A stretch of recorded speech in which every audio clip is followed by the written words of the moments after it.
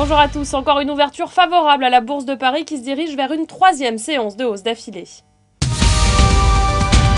On suivra de près le titre Crédit Agricole. La banque a signé ce matin le contrat de cession d'Emporiki à Alpha Bank. Cela aura un impact de 2 milliards d'euros sur ses comptes du troisième trimestre. Et puis l'ensemble des valeurs bancaires, Moody's a confirmé hier le statut d'investissement de l'Espagne. Beaucoup craignaient que la note souveraine du pays chute à la catégorie spéculative. Un œil enfin aux valeurs technologiques après les prévisions décevantes d'Intel pour son chiffre d'affaires du quatrième trimestre. De son côté, IBM a raté le consensus pour son chiffre d'affaires du troisième trimestre. La bonne surprise que certains analystes attendaient sur Danone n'aura pas eu lieu. Le groupe a publié ce matin un chiffre d'affaires de 5,3 milliards d'euros pour son troisième trimestre, ce qui dépasse les attentes de la place.